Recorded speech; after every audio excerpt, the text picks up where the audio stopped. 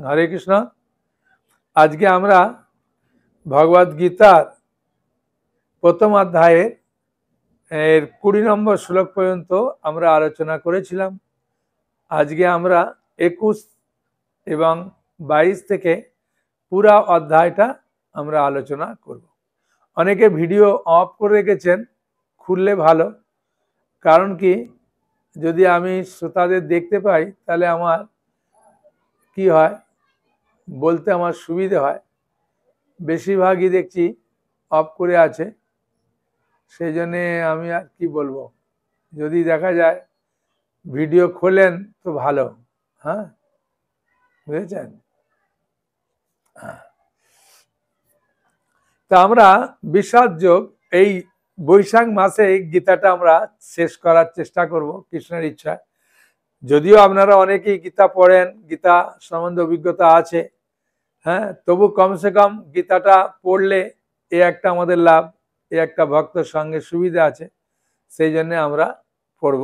হ্যাঁ, গীতা পড়ো, তুমি বলো। অর্জুন বাচ স্নেহরূভয়ের মধ্যে রতং স্থাপয়ামি অচ্যুত যাদবে তান্নি রিক্ষেয়ং যুদ্ধ কামান অবস্থিতান করিময়া সহ যুদ্ধব্য অস্মিন রণ সমুদ্যমে। অর্জুন বললেন, হে অচ্যুত, তুমি উভয় পক্ষের সৈন্যদের মাঝখানে আমার রথ স্থাপন করো, যাতে আমি দেখতে পারি যুদ্ধ করার অভিলাষী হয়ে কারা এখানে এসেছে এবং এই মহা সংগ্রামে আমাকে কাদের সঙ্গে যুদ্ধ করতে হবে। তাহলে এই শ্লোক থেকে আমরা কি শিক্ষা পাচ্ছি? এই শ্লোক থেকে আমরা শিক্ষা পাচ্ছি যে ভগবান এই অধ্যায়টা পাঠ করার মাধ্যমে তো আমরা একটা কিছু শিক্ষা পাবো, তাই না? তা কি শিক্ষা পাচ্ছি আমরা? আর শিক্ষা পাচ্ছি অর্জুন যুদ্ধ করার জন্য পুরা প্রস্তুত, বুঝেছেন? এবং ভগবানকে তিনি আদেশ করছেন, হ্যাঁ, যে আমার রথটা দুটো দলের মাঝখানে নিয়ে চলো। কেন নিয়ে চলো? না, আমি দেখতে চাই যে কাদের সঙ্গে আমি যুদ্ধ করব, বুঝেছেন? এই যে কথাটি, এই কথাটার মধ্যে গূঢ় রহস্য একটা লুকিয়ে আছে, বুঝেছেন? এই গূঢ় রহস্যটা কি? গূঢ় রহস্যটা হচ্ছে যে অর্জুন সিদ্ধান্ত নিচ্ছে, বুঝেছেন? অর্জুন সিদ্ধান্ত নিচ্ছে যে আমি দেখতে চাই। যখন আমি করতে চাই, আমি দেখতে চাই, তখন এটা একটা মিথ্যা অহংকার। শাস্ত্র অনুযায়ী সাধুগুরু বৈষ্ণবের কথা মতো যদি আমরা না চলি, তাহলে আমরা যেটা করব সেটা একটা মিথ্যা অহংকারের মধ্যে পড়ে, বুঝেছেন? তাই ভগবানকে যখন অর্জুন বললেন যে স্নেহরূপ ভয়ের মধ্যে রতং স্থাপয়ামি অচ্যুত, হ্যাঁ, আমাকে সৈন্যদের মাঝখানে, উভয় সৈন্যদের মাঝখানে আমাকে গিয়ে স্থাপন করো। কারণ যখন যুদ্ধ হয়, একদিকে আছে কৌরবরা, একদিকে আছে পাণ্ডবরা, ঠিক আছে? মাঝখানে একটা এরিয়া আছে, যে এপাশ আর ওপাশ, হ্যাঁ, এইটা এরিয়া। এই এরিয়ার মাঝে গিয়ে কৃষ্ণ অর্জুনকে বলছে আমি দেখতে চাই, আমি আমি। তখন ভগবান কৃষ্ণ বুঝতে পারলেন যে অর্জুনের এই আমিত্ব বোধকে আমাকে নষ্ট করতে হবে, হ্যাঁ, সেই জন্য তিনি যুদ্ধ করার জন্য পুরা প্রস্তুত। ভালো করে শুনুন, আমি দেখতে চাই কাদের সঙ্গে যুদ্ধ করতে হবে। ভগবান চিন্তা করলেন আমি তো সারথি, হ্যাঁ, সারথির কাজ হচ্ছে, হ্যাঁ, আমি তো সারথি আছি, ড্রাইভার। তা ড্রাইভারের কাজ হচ্ছে মালিক যা বলবে আমাকে সেটা করা। তা আমার মালিক হচ্ছে এখন অর্জুন, অর্জুন যোদ্ধা, তার যোদ্ধা যা বলবে আমাকে তাই করতে হবে, হ্যাঁ। তাই সারথির মাঝে মাঝে ভালো করে শুনুন, সারথির যদি বাম দিকে লাথি মারে তাহলে ঘোড়াটাকে, রথটাকে বাম দিকে নিয়ে যেতে হবে। যদি যোদ্ধার ডান দিকে লাথি মারলো তাহলে ডান দিকে নিয়ে যেতে হবে। যদি মাঝে মারলো লাথি তাহলে রথটাকে থামাতে হবে। তাহলে কৃষ্ণর পিঠে এখন অর্জুন বিভিন্ন দিকে লাথি মারছে। কারণ কি? যোদ্ধার কাজ ড্রাইভারকে ঠিক মতো যে দ্বার নিয়ে যেতে বলবে সে দ্বার নিয়ে যাবে। তাই কৃষ্ণ তার কথা মতো বললেন, আমাকে যুদ্ধের দুই মাঝখানে নিয়ে চলো। তখন ভগবান বললেন, ঠিক আছে, আমি তো সারথি, যা বলবে তাই করব। তাই রথকে নিয়ে গেল। হ্যাঁ, কিন্তু ভগবানের একটা প্ল্যান আছে। আমরা অনেক রকম প্ল্যান করতে পারি, কিন্তু ভগবানের একটা প্ল্যান আছে, এইটা আমাদেরকে জানতে হবে। এই প্ল্যানটা আমরা করলেও বলছেন, আপন ইচ্ছায় জীব কোটি বাঞ্ছা করে, কৃষ্ণের ইচ্ছা ছাড়া ফল নাই ধরে। হ্যাঁ, পেন খাতা নিয়ে আছেন তো? হ্যাঁ, থাকলে ভালো, নাহলে এইগুলো শুনবেন ভুলে যাবেন। তো মাঝে মাঝে একটু মনে করলে ভালো। বলছে আপন ইচ্ছায় জীব কোটি বাঞ্ছা করে। যেমন আমরা হাজার হাজার নয় কোটি কোটি চিন্তা করছি, এইটা চাই, ওটা চাই, ওটা চাই, ওটা চাই, কিন্তু ভগবানের ইচ্ছা ছাড়া ফল নাই ধরে। হ্যাঁ, তাই এখন ভগবান অর্জুনের কথা মতো রথটাকে নিয়ে যাচ্ছে। কোথায় নিয়ে যাচ্ছে দেখুন। হ্যাঁ, মানান, আমার সঙ্গে সঙ্গে সবাই পড়বে না, বুঝেছেন? আমি শুনতে পাবো না আপনাদের আওয়াজ, কোনো চিন্তা নেই, কিন্তু আমাদের সঙ্গে সঙ্গে আপনি যখন বইটা পড়বেন তখন আপনার তো উচ্চারণ হবে। গীতা উচ্চারণে ভুল হলেও পাপ নেই, উচ্চারণে একটা শব্দ উচ্চারণ করলেও লাভ, একটা শব্দ উচ্চারণ করলেও লাভ, একটা লাইন উচ্চারণ করলেও লাভ, আর শ্লোকটা পুরা উচ্চারণ করলেও লাভ। মনে করবেন না যে প্রভু আমি তো গীতা উচ্চারণ করতে পারি না, পাপ হবে। যা ইচ্ছা বলুন, তাতে কোনো পাপ নেই। ঠিক আছে? হ্যাঁ, একটা ছোট্ট হাসির কথা বলে দিই। কলকাতা মন্দিরে আমি গেছি, তা গিয়ে আমি ভগবান রাধা গোবিন্দকে আর জগন্নাথ বলদেব সুভদ্রাকে প্রণাম করব। আগে প্রভুপাদকে প্রণাম করছি। ওই সময় একজন মাতাজি এসে বলছেন, প্রভু আমাকে চিনতে পারছেন? আমি বললাম, দেখুন কত জনের সঙ্গে তোমার দেখা হয়, আর আমার এমনিতেই মনে থাকে না। বলছে না, আমি আপনার থেকে বৈশাখ মাসে বই নিয়েছিলাম, ডিসকাউন্টে যে বইগুলো দিয়েছেন আমি নিয়েছি। হ্যাঁ, নিয়ে আমি আমার কাছে গীতাটা রেখেছিলাম আর বাকিগুলো অন্যজনকে দিয়েছি। হ্যাঁ, আর জপমালাটা আমার কাছে রেখেছি, আমি জপ করি আর গীতা পড়ি। আমি খুব ভালো। তা গীতাটা এখন পড়ছেন তো ভালো করে? বুঝে পড়ছিলাম, কিন্তু আমার যা আর ননদ এরা এসে বলল যে তুমি যদি এই গীতা পড়ছো, উচ্চারণ ভুল হলে বাড়িতে সর্বনাশ হয়ে যাবে, তাই সবাইয়ের সর্বনাশ না করাটাই ভালো, সেই জন্য গীতাটাকে রেখে দাও। তাই আমি একটা শালুক কাপড় মুড়ে গীতাটাকে ঠাকুরের কাছে রেখে দিয়েছি। আমি বললাম, খুব ভালো করেছেন। হ্যাঁ, খুব আনন্দের কথা। কিন্তু আপনার এই কোলে একটা বাচ্চা দেখছি, ওটা কার? বলছে ওটা আমার ছেলে। আমি বললাম, ও ওটা আপনার ছেলে? আমি বললাম, খুব ভালো। হ্যাঁ, তা আপনি কি আপনার ছেলেকে নিয়ে এসছেন না আর কেউ এসছে? কিন্তু ওর পাশে ওর স্বামীটা দাঁড়িয়ে ছিল, কিন্তু মাতাজিটা একটু ছোট খাটো আর স্বামীটা খুব লম্বা চওড়া, ওই জন্য আমি বুঝতে পারিনি যে উনার স্বামী হচ্ছে ওইটা। তা আমি জিজ্ঞাসা করছিলাম, আপনি একা এসছেন না? বলছেন না না, এই যে আমার স্বামী। আমি, ও আচ্ছা আচ্ছা, খুব ভালো। হ্যাঁ, বলছে গাড়ির গন্ডগোল আছে তো, তাই দেখলাম যে একটু মন্দিরে প্রণাম করে যাই, ওই জন্য এলাম, আর আপনাকে দেখলাম। আমি, খুব ভালো। আমি বললাম, এই কোলের বাচ্চাটাকে বাবা বলা আগে কে শিখিয়েছিল? তখন ওর মা একটু মানে একটু বুঝতে পারেনি ব্যাপারটা। আমি বললাম, দেখুন বাবা শেখায় মা, মাই বলে এ তোর বাবা, বাবা বল, বাবা বল বলে মা শেখায়। বলছে হ্যাঁ হ্যাঁ হ্যাঁ, ঠিক বলেছেন, আমি শেখাচ্ছি। আমি যখন ছেলেটাকে বাবা বলা শেখাচ্ছেন, প্রথমে বাবা বলতে পারে? বলছে না, বা বা বলে, আমি বা বলতে পারে না। প্রথম যখন বাচ্চাকে বুলি শেখায়, তখন বাচ্চাটা একটুখানি মুখটা উচ্চারণ করে ব ব ব। তখন ওর বাবাকে আমি জিজ্ঞাসা করছি, যখন আপনার ছেলে এরকম বলছিলেন আপনি তখন কি করলেন বলুন? বলছে প্রভু প্রথম যখন উচ্চারণ করেছে একটু ব ব, আমি ওকে যে বুকে জড়িয়ে ধরে কি আনন্দ পেয়েছি বলার নেই। হ্যাঁ, আমি কেন ওকে থাপ্পড় মারলেন না একটা, যে তোকে এত কমপ্লেন খাওয়ালাম, হরলিক্স খাওয়ালাম, তুই এখন ব ব বলছিস, বাবা বলতে পারছিস না? বলছে কেন প্রভু? আমি বলছি এই তো বললো, তখন আপনি আনন্দ পেলেন কিনা? বলছে হ্যাঁ।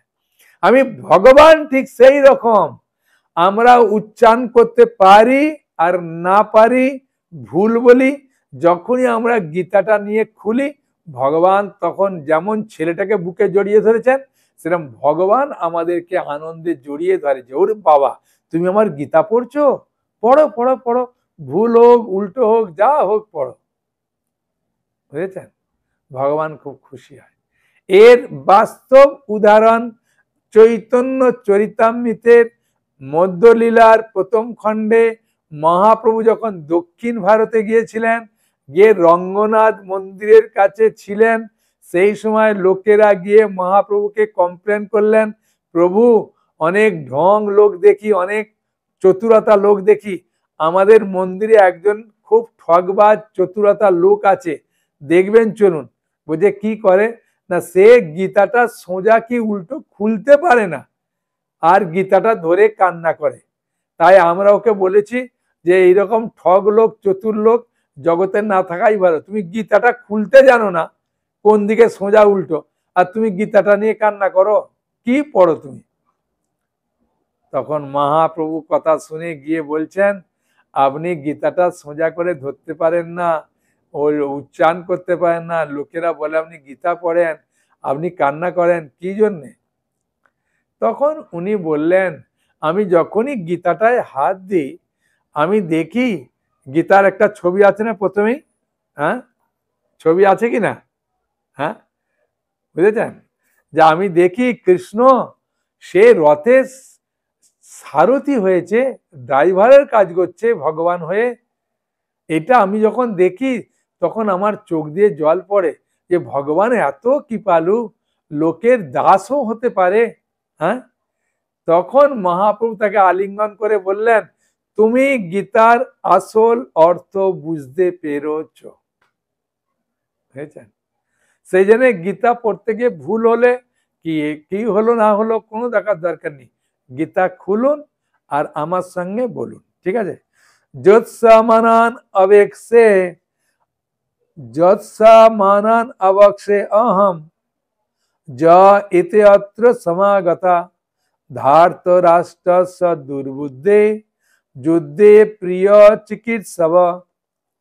ধৃতরাষ্ট্রের দুর্বুদ্ধি সম্পন্ন পুত্রকে সন্তুষ্ট করার বাসনা করে যারা এখানে যুদ্ধ করতে এসেছে তাদের আমি দেখতে চাই।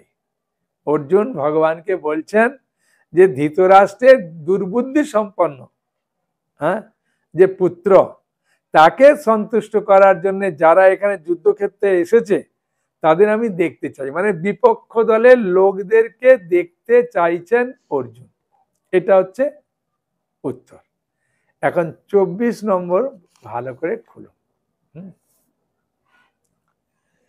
সঞ্জয় উবাচ एवं मुक्त ऋषिकेश गूढ़ा केशेन भारत स्नेहरू भयर मध्य स्थापयितारत उत्तमम। সঞ্জয় বললেন কেন এই রিলেটা কে করছে? এই রিলেটা করছে সঞ্জয় হস্তিনাপুরে। হ্যাঁ, ধৃতরাষ্ট্র যেহেতু অন্ধ, তো অন্ধকে রিলে করছে। আমরা যখন ছোটবেলায় ফুটবল খেলা দেখতাম তখন একজন রিলে করতো, তখন তো আর টিভি ছিল না, রেডিও ছিল, রেডিওতে রিলে করতো, তাই এখন এখানে রিলে করছে, দেখতে পাচ্ছি না আমরা, কিন্তু সঞ্জয় নিজে দেখছে আর দেখে রিলে করছে আর ধৃতরাষ্ট্র শুনছে। হ্যাঁ বুঝেছেন? তাই সঞ্জয় বললেন হে ভরত বংশধর, অর্জুন কর্তৃক এভাবে আদিষ্ট হয়ে শ্রীকৃষ্ণ সেই উত্তম রথটি চালিয়ে নিয়ে উভয় পক্ষের সৈন্যদের মাঝখানে রাখলেন। হ্যাঁ, এই যে রথটা নিয়ে গিয়ে দাঁড় করাবে কোথায়, ভালো করে শুনুন, এই রথটা নিয়ে গিয়ে দাঁড় করাবে কোথায় এইটা অর্জুন কৃষ্ণকে বলেনি। খালি দুটো দলের মাঝখানে রথটা গিয়ে স্থাপন করো, এটা অর্জুন বলেছেন। রথটা নিয়ে গিয়ে কোথায় দাঁড় করাবেন এটা ভগবান জানেন।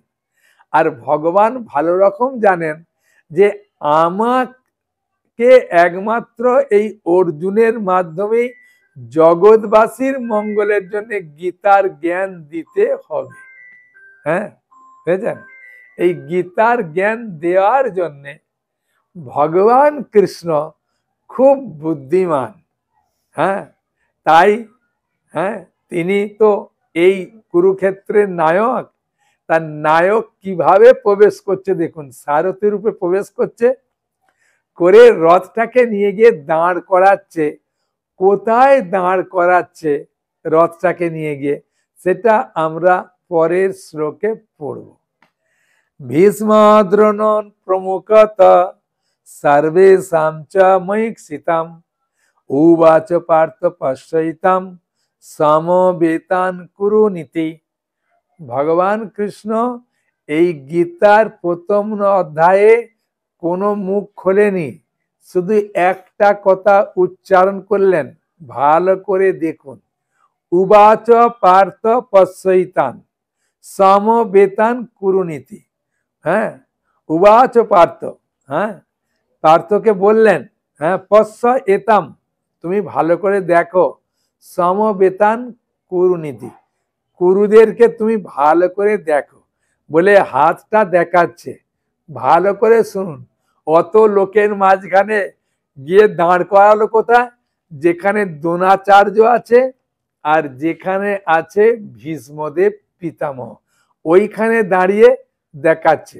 যেমন আমরা কোনো জায়গায় দেখবেন কোনো গন্ডগোল হলে ওই যে যারা ছবিগুলো দেখায় খালি মেন মেন জায়গাটাকে বারবার দেখায়, অন্য দেখায় না কি হচ্ছে, ওই জায়গাটা বারবার দেখায়, দেখো দেখো দেখো দেখো। তা কৃষ্ণ অর্জুনকে বলছে, দেখো দেখো কাদের সঙ্গে যুদ্ধ করবে, দেখো তোমার পিতামহ যে তোমাকে এত ভালোবাসতো, আর তোমার গুরুদেব দ্রোণাচার্য, দেখো দেখো। দেখাইনে দুর্যোধন আর দুঃশাসনকে দেখায়নি ওই ছবিতে, বুঝেছেন? ওই ছবিতে দুর্যোধন আর দুঃশাসনকে দেখায়নি, দেখাচ্ছে কাকে?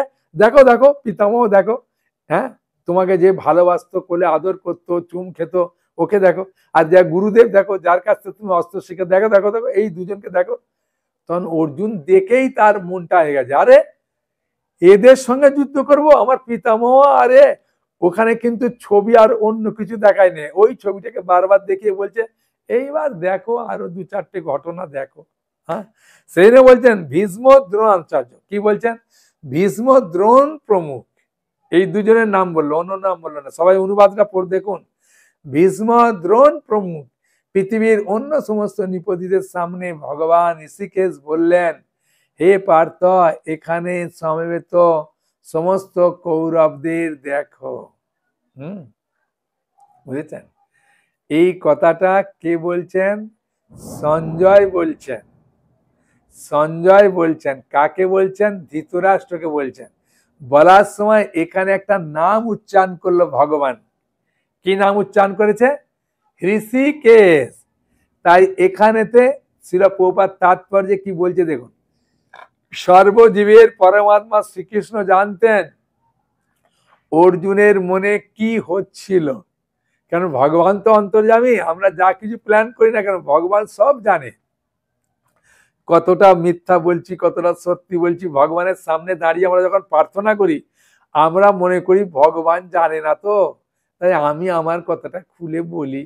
আর বলার সময় ভগবান দেখে, দেখ তুই সত্যি বলছিস না মিথ্যা বলছিস, দেখি একবার তোর মধ্যে কপটতা আছে না নিষ্কপট আছে দেখি। হ্যাঁ, ভগবান সব জানেন, তাই অর্জুনের মনোভাব জানেন, সেটা সঞ্জয় হৃষিকেশ বলছেন। হৃষিক মানে ইন্দ্রিয়। হ্যাঁ, বুঝেছেন? হৃষিক মানে ইন্দ্রিয়, যিনি ইন্দ্রিয়গুলোকে দমন করতে পারেন, হ্যাঁ, যে ঈশ্বর, সে হচ্ছে তার ভগবানের একটা নাম হচ্ছে হৃষিকেশ। তাই না বলছেন এই প্রসঙ্গে হৃষিকেশ বলার মাধ্যমে বোঝানো হচ্ছে তিনি সবই জানতেন, তিনি সর্বজ্ঞ। এখানে অর্জুনকে এই অনুবাদের মানে তাৎপর্য, অর্জুনকে পার্থ এবং পিতা বা কুন্তির পুত্র বলে অভিহিত করাটা খুবই তাৎপর্যপূর্ণ এটাও। বুঝেছেন?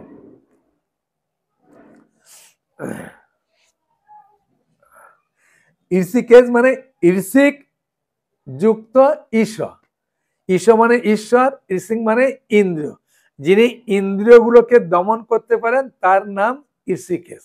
ওই জন্য ভগবানকে ঋষিকেশ বলে সম্বোধন করা হয়। তাই সঞ্জয় এখানে ধৃতরাষ্ট্রকে শোনাচ্ছে যে অর্জুনের ইন্দ্রিয়গুলো এখন চঞ্চল হয়ে আবল তাবল কথা বলছে, দেখতে চাইছে কি করবে না করবে, কিন্তু ওকে কন্ট্রোল করছে কিন্তু কৃষ্ণ, যার নাম একটা ঋষিকেশ। মানে ধৃতরাষ্ট্রকে পরোক্ষভাবে জানিয়ে দিলেন অর্জুন মোহগ্রস্ত হলেও ও মোহগ্রস্ত থাকবে না, ভয়ের কারণ নেই। হ্যাঁ, আর এই যে একটুখানি ভগবান কথা বললেন, উবাচ পার্থ পশ্চৈতান, পশ্চৈতান মানে দেখো, খালি হাতটা দেখিয়ে দেখো বলে কোথায় লাইটটা মারছে বারবার, ভীষ্ম আর দ্রোণ, ভীষ্ম আর দ্রোণ, ভীষ্ম আর দ্রোণকে দেখাচ্ছে। তখন অর্জুনের মনে এবার সংশয় আসবে, সেই জন্য দেখুন, তত্রাপস্য স্থিতান পার্থ পিতৃন পিতামান আচার্যম মাতুলান ভাতৃন পুত্রান পৌত্রান সখিন তথা শ্বশুরান সুহৃদাশ্চৈব স্নেহরূভয়োরপি। হ্যাঁ, পড়ছো? তখন অর্জুন উভয় পক্ষের সেনা দলের মধ্যে এইবার অন্যান্যদের নাম বলছে, মানে হাইলাইট কোথায় করলো, হাইলাইট করলো ভীষ্ম আর দ্রোণের দিকে বারবার দেখে দেখে দেখে দেখে অর্জুনকে আর বলছে শুধু ওরা নেই, আরো কয়েকজন আছে দেখো, পিতৃব্য আছে, পিতামহ আছে, আচার্য আছে, মাতুল আছে, ভ্রাতা আছে, পুত্র আছে, পৌত্র আছে, শ্বশুর আছে, মিত্র আছে, শুভাকাঙ্ক্ষীদের উপস্থিত দেখতে পেলেন। হ্যাঁ, বুঝেছেন, সবাইকে এখন অর্জুন দেখছে। হ্যাঁ, দেখার পরে 27 নম্বর, তান সমীক্ষা কৌন্তেয় সর্বান বন্ধুন অবস্থিতান কৃপয়া পরয়া বিষ্ট বিষদন্নিম বিষিদান ইদম অব্রবীত। হ্যাঁ, তান সমীক্ষা কৌন্তেয় সর্বান বন্ধুন অবস্থিতাম কৃপয়া পরয়া বিষ্ট বিষদন ইমম অব্রবীত। বলছেন যখন কুন্তি পুত্র অর্জুন সকল রকমের বন্ধু আত্মীয় স্বজনদের যুদ্ধক্ষেত্রে অবস্থিত দেখলেন, তখন তিনি অত্যন্ত কৃপাবিষ্ট বিষণ্ণ হয়ে বললেন, তখন ভগবান অন্তরে খুব হাসছে, হ্যাঁ এইবার কাজটা হয়েছে, হ্যাঁ এইবার কাজটা হয়েছে, ও এখন বিষণ্ণ হয়ে গেছে। কৃপাবিষ্ট এবার অর্জুন জিজ্ঞাসা করছে ভগবানকে। হ্যাঁ, ভগবান চাইছিলেন যে অর্জুনকে মোহগ্রস্ত করি, ওই দুজনকে হাইলাইট করে দেখালে তবে মোহগ্রস্ত হবে, অন্য কাউকে হবে না। তা এখন দেখে এখন কাজ হয়ে গেছে। অর্জুন উবাচা দৃষ্টবা ইমম সজনম কৃষ্ণ যুজুৎসং সমুপস্থিতম সিদান্তি মম গাত্রানি মুখং চ পরিশুষ্যতি।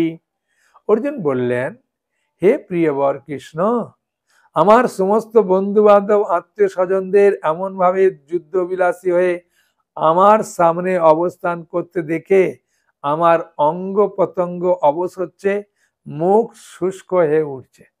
আমি ওদের দেখলাম তো, দেখার পরে আমার এ হয়ে গেছে। এখন একটা প্রশ্ন ভালো করে শুনুন, খুব গুরুত্বপূর্ণ কথা, বুঝেছেন? আমরাও ভক্তি পথে আসি বা ভালো কাজে খুব উৎসাহের সঙ্গে আসি, আসার পরে যখন কোনো কিছু দেখি অন্যজনদের, দেখার পরে মনটা যায় ভেঙে, বুঝেছেন? যুদ্ধের জন্য যেমন অর্জুন একদম গান্ডীব ধরে একদম রেডি, কৃষ্ণকে বললেন আমি দেখতে চাই, যাই দেখতে গেল মনটা গেল ভেঙে। আমরাও ভক্তিপথে আসি, এই গীতা পড়ো বলে বসি, কয়েকদিন পড়ার পরে বললো আরে এই বয়সে গীতা পড়বি কি, বয়স হলে পড়, হ্যাঁ এখন এসব দরকার নেই, এখন যা পারিস তাই কর। হ্যাঁ, বললো ঠিক আছে থাক, আজকে আর যাবো না, পড়বো না। হ্যাঁ, প্রভু তো ক্লাস দেয় সপ্তাহে 3 দিন দেয়, তো আবার অন্যদিন পড়বো আজকে থাক বলে মনটাকে ভাঙিয়ে দিতে পারে। হ্যাঁ, আমরা ভালো কাজেই মনটা ভাঙে, বুঝেছেন? দেখবেন কারো ছেলে যদি গলায় তুলসী মালা পড়েছে বা হরিনাম করছে, তার বন্ধু বান্ধবরা খুব ধরবে, কিরে তোর ছেলেকে এখনই দেখছি এরকম করে দিলি, এই করছে। ছেলেরা যদি সিগারেট খায় বা বিড়ি খায় বা নেশা করে, কেউ এসে বলবে না, বললো ও 2-1 দিন খায়, ও পূজার সময় খাচ্ছে একটু মদ, আর কি আছে, ও কি সব সময় খাবে রে? আর ওদের বন্ধুদের সঙ্গে আনন্দ করছে বলে লাভ নাই। দেখুন ওকে উস্কানি দিয়ে দিল। হ্যাঁ, বললো 1-2 দিন খাবে, আর কি করার আছে। হ্যাঁ, রোজ তো খায় না, বারণ করছে না। আর যাই হরিনাম করে বা ভালো পথে আসবে, সঙ্গে সঙ্গে বলবে, কিরে এই বয়সে তোর ছেলেকে গীতা ধরিয়েছিস? হ্যাঁ, আরম্ভ করবে। তাই এখানে অর্জুনের মনটা ভাঙলো, দেখে ভাঙলো। হ্যাঁ, দেখে মানে দেখলো, দেখার পরেই মনটা ভাঙলো। ওই জন্য আমরা দুটো কাজে মন ভাঙে, দেখে ভাঙে আর শুনে ভাঙে।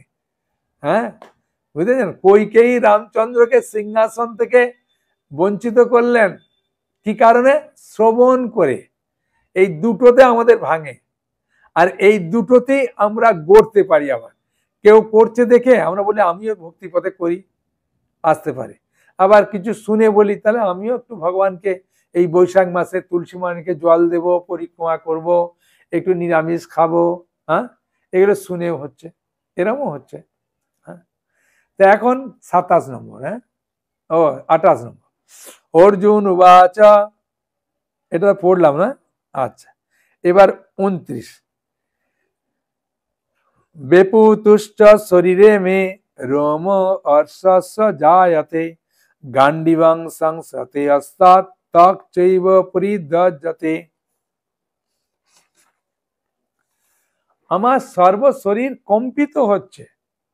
মানে কি কি লক্ষণ হয় যখন অশুভ জিনিস বা কেউ মারা গেছে হঠাৎ শুনলাম, কি কোনো বিপদে হয়েছে শুনলাম, তখন আমাদের কিছু কিছু কার্যক্রম দেখা যায়। তা অর্জুনের যেমন দেখা যাচ্ছে, আমাদেরও সেরকম হচ্ছে। আমার সর্বশরীর কম্পিত হচ্ছে, কাঁপছে, রোমাঞ্চিত হচ্ছে, আমার হাত থেকে যেন গান্ডিব খসে পড়ছে। হ্যাঁ, ত্বক যেন জ্বলে যাচ্ছে। হ্যাঁ, মানে এই সব লক্ষণগুলো অর্জুনের মধ্যে দেখা যাচ্ছে। হ্যাঁ, বুঝেছেন? ভগবান কিন্তু খুব আনন্দিত পাচ্ছে। ভগবান চাইছিলেন যে এইটা না হলে অর্জুনের মাধ্যমে আমি জ্ঞানটা দেবো কাকে? আমার প্রিয়জন না হলে দেবো কি করে? ঝিকে মেরেই তো বউকে শিক্ষা দেবে, ডাইরেক্ট বউকে বলতে গেলে অবস্থা খারাপ আছে শাশুড়ি মায়ের। হ্যাঁ, তাই মেয়েকে দিয়ার মাধ্যমে তো শেখাবে। তাই ভগবান দেখলেন এই অর্জুন আমার প্রিয়, হ্যাঁ, একে দিয়ে জগৎবাসীকে আমাকে দিতে হবে, বুঝেছেন? হ্যাঁ, সেই জন্য ভগবান তাকে করলেন। না সগ্নমি অবস্থাতুম ভ্রমতি ইব চ মে মন, না চ সগ্নমি অবস্থাতুম ভ্রমতি ইব চ মে মন, নিমিত্তানি চ পশ্যামি বিপরীতানি কেশব। এ কেশব, আমি এখন স্থির থাকতে পারছি না। ভগবানের একটা নাম বললেন কেশব। হ্যাঁ, অর্জুন বললেন, বুঝেছেন? এই ঋষিকেশ নামটা সঞ্জয় বলেছিলেন, কেশব নামটা অর্জুন বললেন। হে কেশব, আমি এখন স্থির থাকতে পারছি না, আমি আত্মবিস্মৃত হচ্ছি, আমার চিত্ত উদ্ভ্রান্ত হচ্ছে। হে কেশী দানব হন্তা, মানে কেশব কেন নাম হয়েছে? কেশী নামক দানবকে হত্যা করেছিল বলে ভগবান কৃষ্ণের একটা নাম কেশব। সেই জন্য বলছে হে কেশী দানব হন্তা শ্রীকৃষ্ণ, আমি কেবল অমঙ্গল সূচক লক্ষণ সমূহ দর্শন করছি। যখন আমাদের বিপদ আসবে তখন আমরা জানতে পারি, কিছু কিছু অমঙ্গল জিনিস আমরা দেখতে পাই, বুঝেছেন? তখন আমাদের বোঝা উচিত কিছু একটা অমঙ্গল হচ্ছে। হ্যাঁ, বুঝেছেন? 31। এমনিতে দেখবেন বাম চক্ষু কাঁপে, হ্যাঁ, বাম উরু কাঁপে, এগুলো হচ্ছে মায়েদের মনে হয় এগুলো কাঁপলে শুভ। মায়েদের ডান চোখ, ডান দিকটা মায়েদের কাঁপলে অশুভ। আর ছেলেদের এর বাম ডান দিকটা যদি কাঁপে বা ইয়ে হয় এটা শুভ। হ্যাঁ, বুঝেছেন? মায়েদের বাম দিকগুলো যদি কাঁপে বা কিছু হয় এগুলো হচ্ছে অশুভ, ডান দিকগুলো শুভ। হ্যাঁ, আর ছেলেদের ডান দিকগুলো অশুভ, বাম দিকগুলো শুভ। হ্যাঁ, বুঝেছেন?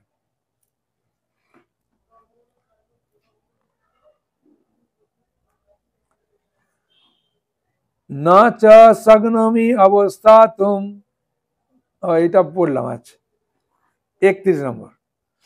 ন চ শ্রেয় অনুপস্যামি হত্যা সজনম আবে, ন কাঙ্কে বিজয়ং কৃষ্ণ, ন চ রাজ্যং সুখানি চ। হে কৃষ্ণ, যুদ্ধে আত্মীয় স্বজনদের নিধন শ্রেয়স্কর দেখছি না, আমি যুদ্ধে জয়লাভ চাই না, রাজ্য ও সুখ উপভোগ আমি কামনা করি না। বুঝেছেন? হে কৃষ্ণ, যুদ্ধে আমি আত্মীয় স্বজনদের নিধন করা শ্রেয়স্কর দেখছি না, আমি যুদ্ধে জয়লাভ চাই না, রাজ্য বা সুখভোগ কামনা করি না। হ্যাঁ, বুঝেছেন? এখন অর্জুনের মন পুরা বিপরীত দিকে হয়ে গেছে। হ্যাঁ, বুঝেছেন?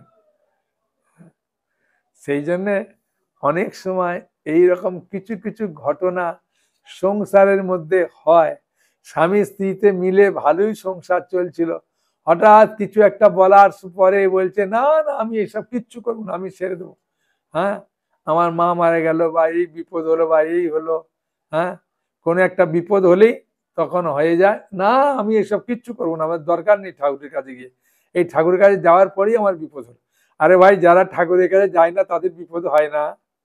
হ্যাঁ, তখন আমরা ঠাকুরকে নাম দিয়ে দোষ দিয়ে দিই, দিয়ে আমরা এ করি। সেরকম ভাবে ওই দেখেই, হ্যাঁ, ভগবান কৃষ্ণ অ্যাকচুয়ালি দেখাতে চাইলেন, এটা আলাদা, কিন্তু দেখেই অর্জুনের মনে হয়ে বলছে না না না আমি ওই রাজ্য চাই না, সুখ ভোগ কামনা করি না, আমার কিছু লাগবে না, আমি যুদ্ধে জয়লাভ চাই না, আমার দরকার নেই। হ্যাঁ, বলার পরে সেই জন্যে একটা ভাগ আছে, এটা পেন খাতা থাকলে লিখে নেন, বুঝলেন?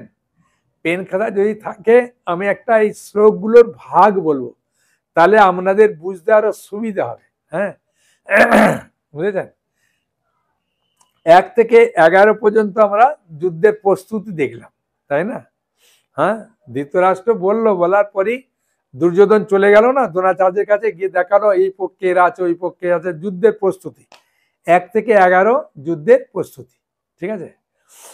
12 থেকে 23 পর্যন্ত, এই 12 থেকে 20 পর্যন্ত, 12 থেকে 20 পর্যন্ত পাণ্ডবদের যে জয় হবে, শঙ্খ বাজালো, হ্যাঁ সবাই, তাই না? লক্ষ্মী মাধব সবাই, দুর্যোধনরা ভয় পেল, এগুলো সব জয়ের সূচনা। পাণ্ডবদের যে জয় হবে সেগুলোর লক্ষণগুলো দেখিয়েছে কত নম্বর শ্লোক থেকে? 12 থেকে 20 নম্বর শ্লোক পর্যন্ত, ঠিক আছে?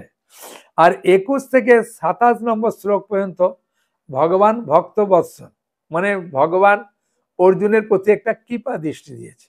হ্যাঁ, আর 28 থেকে 30 এটা দয়া বা সহানুভূতি দেখাচ্ছে, মানে অর্জুন যে যুদ্ধ করবে না দেখে মনে হচ্ছে অর্জুনে অনেক দয়া আছে আছে, ওগুলো 28 থেকে 30 পর্যন্ত দয়া বা সহানুভূতি। আর 31 থেকে 35 এটা হচ্ছে উপভোগ। হ্যাঁ, কি কারণে অর্জুন এইসব কথাগুলো বলছে, এই গোপন কথাগুলো আমরা জানতে পারবো। হ্যাঁ, বুঝেছেন? 31 থেকে 35।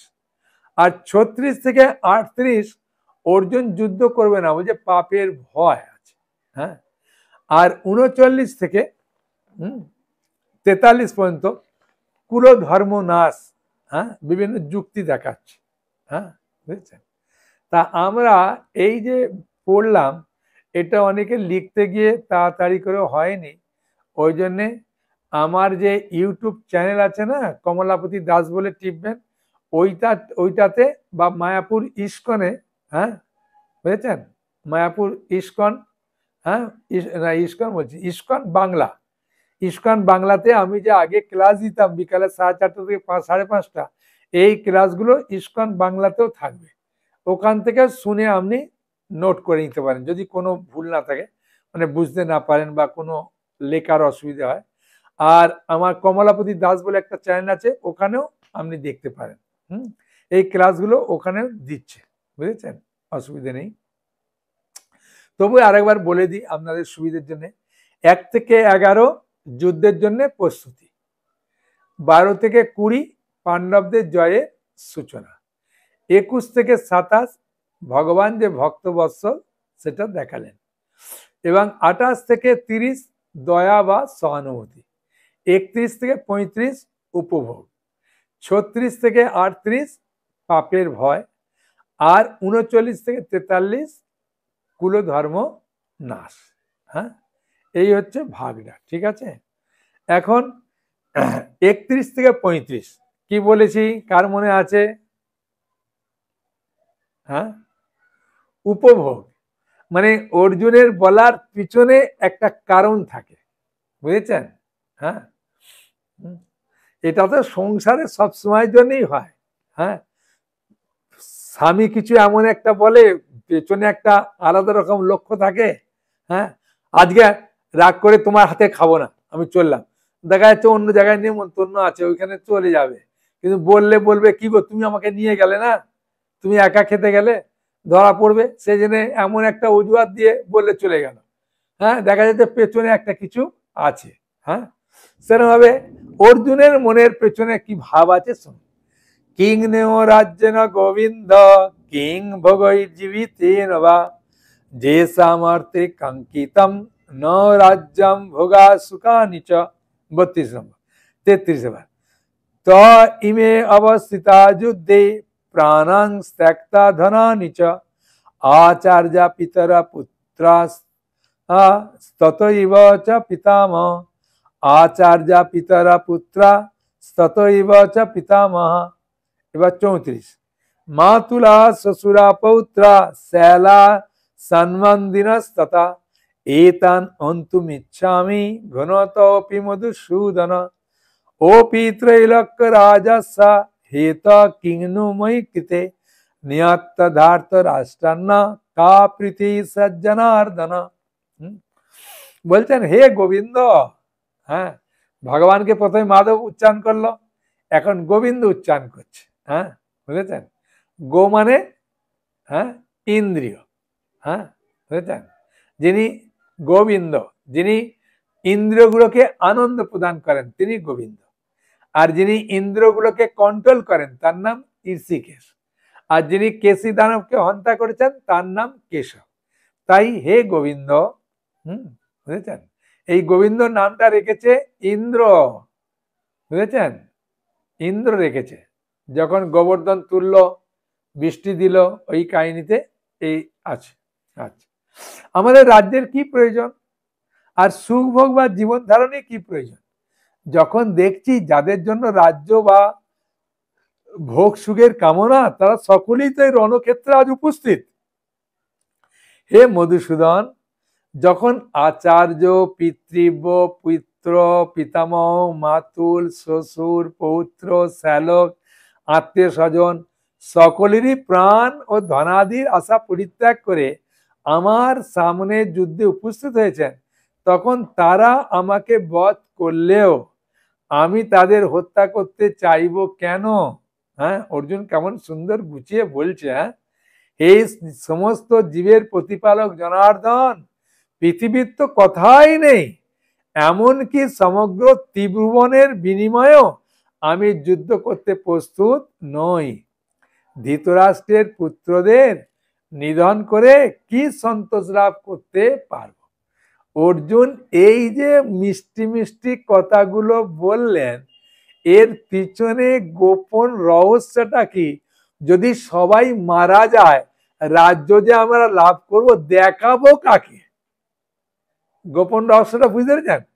সবাই যদি মারা যায় তাহলে তো বাবা দেবে, এই দেখো অর্জুনের জন্য যুদ্ধে জয়লাভ হয়েছে, এই হয়েছে, ওই হয়েছে, এই যুদ্ধে এরম হয়েছে, এরম হয়েছে, সবাই বললে তবে তো আনন্দ পাবো। হ্যাঁ, বুঝেছেন, বাড়িতে যে নতুন বাড়ি তৈরি করে গৃহপ্রবেশে সবাইকে নেমন্তন্নটা কেন করে? হ্যাঁ, দেখে বলবে ওরে বাবা এই কাঠ কোথা থেকে এনেছো, না এই কাঠটা চীন থেকে এনেছি, বাবা দারুণ লাগলো তো, এই ডিজাইনটা তো দারুণ করেছো। হ্যাঁ, হয়েছে। তাদেরকে কি করবে, একটা মিষ্টির জায়গায় দুটো মিষ্টি দেবে। আর যদি বলে দিল ভুলে, কি গো কদিন আর বাঁচবে, হ্যাঁ চীন থেকে কাঠ এনে এই কাঠ তৈরি করেছো, এই পাথরগুলো কোথা থেকে এনেছো, অস্ট্রেলিয়া থেকে, হ্যাঁ এত দামি পাথর আনার লাভ কি, বাঁচবে তো মাত্র 5 বছর।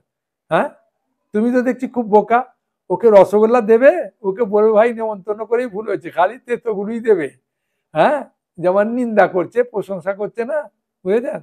তাই এই প্রশংসা যত করে তত তার বুকটা ফুলে যায়, ওরে বাবা, হ্যাঁ বাবা মার্বেলটা কোথা থেকে এনেছো, অস্ট্রেলিয়া থেকে, কাঠটা এখান থেকে এনেছো, বাবা তোমার জন্য তো বাথরুমটা ভালো করেছো গো, রংটা ভালো করেছো, আরে স্ত্রীর জন্য তো ভালো ঘরটা করেছো, এরকম ভাবে বললে তখন সে খুব আনন্দ পাবে। হ্যাঁ, তাই না। তা অর্জুন চাইছে সবাই যদি মারা যায় প্রশংসাটা করবে কে। হ্যাঁ, ওই জন্য বলছে না যে পিতা পিতৃ পুত্র মাতুল শ্বশুর পৌত্র শ্যালক আত্মীয় স্বজন, আচ্ছা সবাই তো এখানে দেখছি, তা সবাই যদি মারা যায় তাহলে আমরা এই কয়জন বেঁচে থেকে রাজ্য সুখভোগ করে দেখাবোটা কাকে। হ্যাঁ, বুঝেছেন, সেইটা হচ্ছে, এইটা হচ্ছে উপভোগ, বুঝেছেন। যে অর্জুনের অন্তরে একটা আলাদা ছিল চিন্তা ভাবনা, আর বাইরে বলছে না না না। হ্যাঁ, কিন্তু ভগবান তো জানে অর্জুন তোমার অন্তরটা কি আমি জানি, বাইরে তুমি যতই বলো না কেন। হ্যাঁ, বুঝেছেন। এইবারে 36 থেকে 38, 36 থেকে 38 কি বলেছিলাম ভালো করে বলুন, পাপের ভয়। এইবার অর্জুন দেখাবে যেদের মারলে পাপ হবে, এ হবে ওই হবে, বুঝেছেন। হ্যাঁ, একটা হাসির কথা বলি, বুঝেছেন। আমরা নবদ্বীপ মন্ডল পরিক্রমায় একটা মাঠে গিয়ে, মানে বাইরের লোক আসে সেখানে আমরা প্রসাদ বিলি করি, মানে নবদ্বীপ মন্ডল পরিক্রমা ভক্তদের হয়ে যাওয়ার পরে দেখা যায় যে 2 ড্রাম মানে 2 নৌকা বড় বড়, সেখানে অন্ন আছে সবজি আছে আছে, তখন আমরা বাইরে যারা আসে তাদেরকে বসিয়ে খেতে দিই।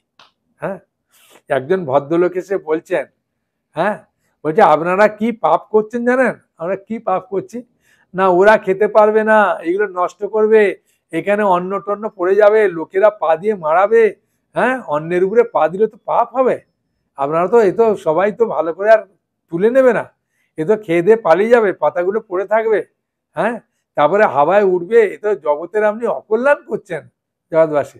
কত লোক খাচ্ছে পেট ভরে, ওইটা বললো না, কোথায় দুটো অন্ন দানা পড়বে, কোথাকে পায়ে মারাবে, সেগুলোকে খুব মানে, তখন আমি বুঝতে গেলাম আমরা বাড়ি কোনটা, বুঝে ওইটা আমি, ও আচ্ছা আচ্ছা, মানে ওর বাড়ির পাশ দিয়ে যাবে তো, যদি পাতা টাতা পড়ে থাকে নোংরা থাকবে অন্ন পড়ে থাকবে।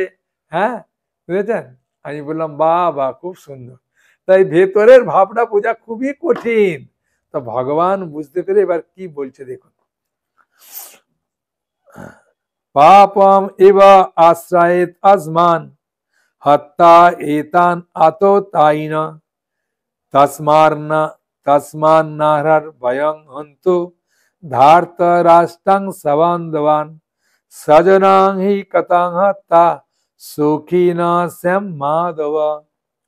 এই ধরনের আততায়ীদের বধ করলে মহাপাপ আমাদের আচ্ছন্ন করবে, বুঝেছেন। এই ধরনের আততায়ীদের বধ করলে, আততায়ী কাদের বলে জানেন, হ্যাঁ বেদে উল্লেখ আছে এদের বধ করলে পাপ হবে না, কিন্তু অর্জুন বলছেন এদের পাপ করলে পাপ হবে, সুতরাং বন্ধু বান্ধব সহ ধৃতরাষ্ট্রের পুত্রদের সংহার করা আমাদের পক্ষে অবশ্যই উচিত হবে না। হে মাধব, হে লক্ষ্মীপতি কৃষ্ণ, আত্মীয় স্বজনদের হত্যা করে আমাদের কি লাভ হবে, আর তা থেকে আমরা কেমন করে সুখী হব। হ্যাঁ, তাই বলছেন এই 6 ধরনের শত্রুকে মারলে পাপ হয় না। 6 ধরনের শত্রু কারা দেখুন, তাৎপর্যে প্রথমেই বলছেন, যে বিষ প্রয়োগ করে ওকে মারলে পাপ নেই, যে ঘরে আগুন লাগায় ওকে মারলে পাপ নেই, যে মারাত্মক অস্ত্র নিয়ে আক্রমণ করে ওকে মারলে পাপ নেই, যে ধন সম্পদ লুণ্ঠন করে ওকে মারলে পাপ নেই, যে অন্যের জমি দখল করে ওকে মারলে পাপ নেই, যে বিবাহিত স্ত্রীকে হরণ করে নেয় মানে অন্য স্ত্রীকে হরণ করে নেয় বিবাহিত স্ত্রীকে, ওকে মারলে পাপ নেই। এই 6 জনকে মারলে পাপ নেই। কিন্তু অর্জুন ঘুরিয়ে বলছে না না না, এদের মারলে পাপ হবে। হ্যাঁ, বুঝেছেন? 37-38। হ্যাঁ, যদি অফিয়েতে না পশ্যন্তি লোভ উপাত চেতসা কুলক্ষয় কৃতং দোষং মিত্রাদয়ে চ পাতকম কতং না জ্ঞা अस्माभिः पापादस्मान्निवर्तितुं कुलक्षय কৃতং দোষং প্রপশ্যাদ্ভি জনার্দন। হে জনার্দন, জনার্দন কেন বললেন না? প্রত্যেক হৃদয়ে ভগবান যে বসে আছেন, ভালো করে শুনুন, প্রত্যেক জীবের হৃদয়ে যে ভগবান বসে আছেন এবং জীবের বাসনা অনুযায়ী যিনি ফল দান করেন তাকে বলা হয় জনার্দন। বুঝেছেন? প্রত্যেক জনের হৃদয়ে যিনি অবস্থান করে প্রত্যেক জীবের বাসনা অনুযায়ী যিনি ফল প্রদান করেন তাকে বলা হয় জনার্দন।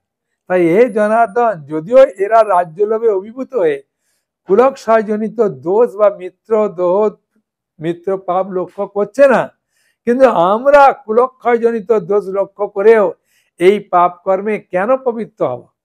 হ্যাঁ, দুর্যোধনের দলেরা দেখছে না, কিন্তু আমরা তো দেখছি। আমরা দেখে কেন পাপ কাজে লিপ্ত হব? হ্যাঁ, কত সুন্দরভাবে বলছেন, তাই না? হ্যাঁ, মানে এখন কুলধর্ম নাশের কথা অর্জুন বোঝাচ্ছে, আরো সুন্দর সুন্দর শ্লোক বলবে। হ্যাঁ, কুলক্ষয়ে প্রণশন্তি কুলো ধর্মা সনাতনা ধর্মে নষ্টে কুলঙ্কিসনম অধর্ম অবিভব তুত।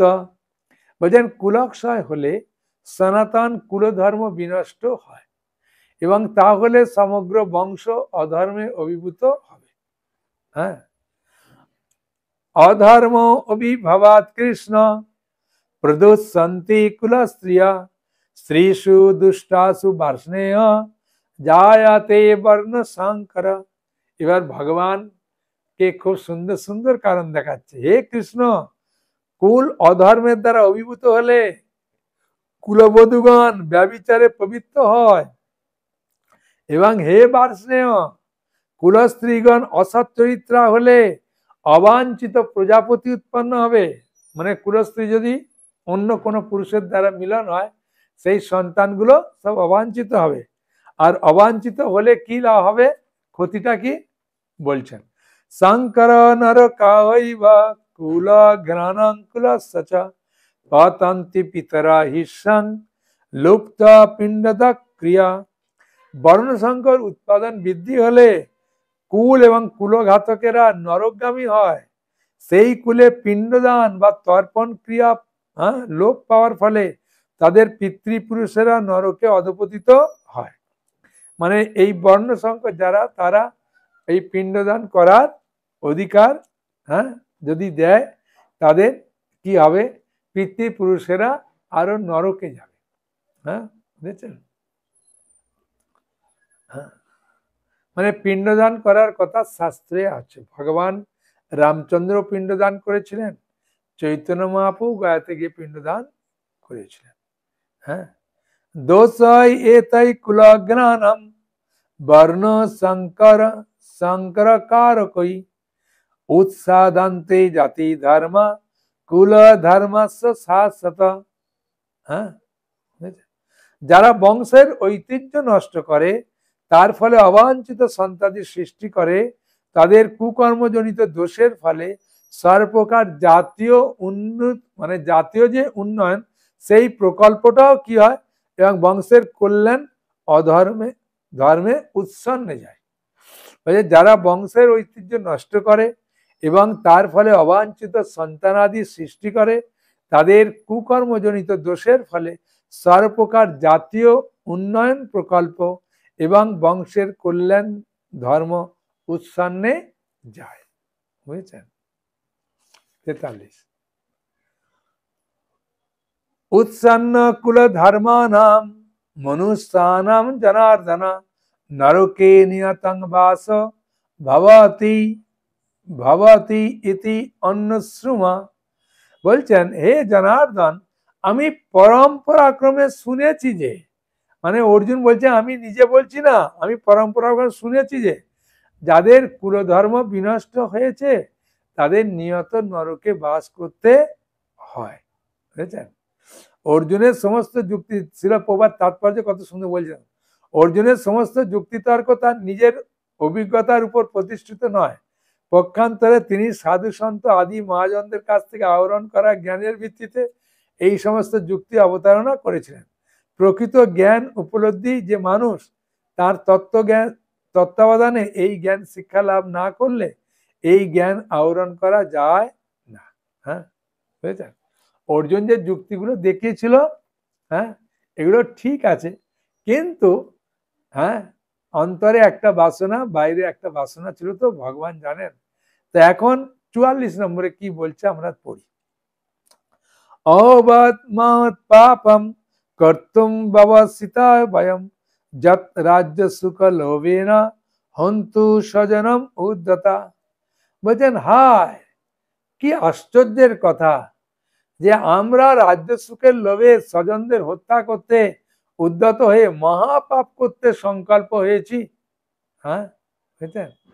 অর্জুন কেমন ভাবে ভগবানকে বলছেন, হায় কি আশ্চর্যের বিষয় যে আমরা রাজ্য সুখের লোভে স্বজনদের হত্যা করতে উদ্যত হয়ে মহাপাপ করতে সংকল্পবদ্ধ হয়েছি।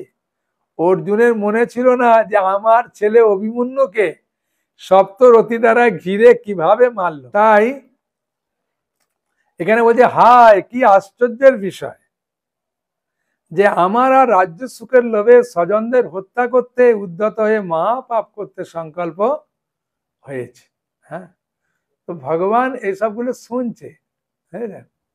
শুনে কিছু বলছে না অর্জুনকে, হ্যাঁ, শুধু শুনছে।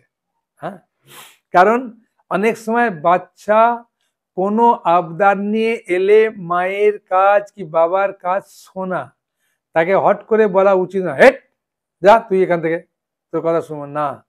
যা বলছে একটু শোনা দরকার। হ্যাঁ, শুনে একটু আদর করে তারপরে ওকে বোঝানো দরকার। তাই ভগবান কৃষ্ণ, হ্যাঁ, অর্জুনের কথাগুলো সব শুনলেন। এটা আমাদের ভালো করে শিক্ষা নেওয়া উচিত যে কেউ কোনো কিছু কমপ্লেন দিলে বা দিলে তার কথা একটু শোনা দরকার। একদম যদি বলো না তোর কথা শুনবো না, ও দুঃখ পেয়ে যাবে। একটু শুনে বলবে দেখো ভাই আমার এখন সময় নেই, পরে শুনবো। হ্যাঁ, ঠিক আছে, হ্যাঁ, তুমি বলছো ভালো কথাই বলছো, পরে শুনবো, বলে ওকে সান্ত্বনা দিয়ে পালিয়ে গেলেন। তাই সঞ্জয় উবাচা एवं उक्ता अर्जुन ना संजय उवाचम एवं उक्ता अर्जुन संके रत उपस्थ उपाविशत विसर्ज शरं चापं शोको संविघ्न मानस।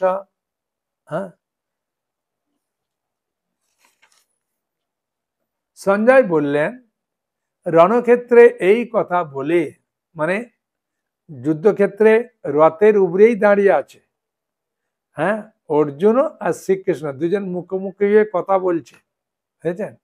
তাই সঞ্জয় সেটা ধৃতরাষ্ট্রকে বলছেন যে রণক্ষেত্রে এই কথা বলে অর্জুন তার ধনুর্বাণ ত্যাগ করে শোকে ভারাক্রান্ত চিত্তে রথের উপরেই উপবেশন করলেন, মানে বসে পড়েছে।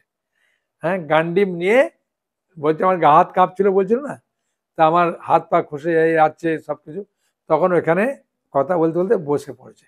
এইটা ধৃতরাষ্ট্রকে সঞ্জয় শুনিয়ে দিলেন। তাই পরের অধ্যায়ে সঞ্জয় আবার ধৃতরাষ্ট্রকে কি বলে দ্বিতীয় অধ্যায় আরম্ভ হবে, আমরা সেটি পাঠ করব। হ্যাঁ, বুঝেছেন, শনিবারে। হরে কৃষ্ণ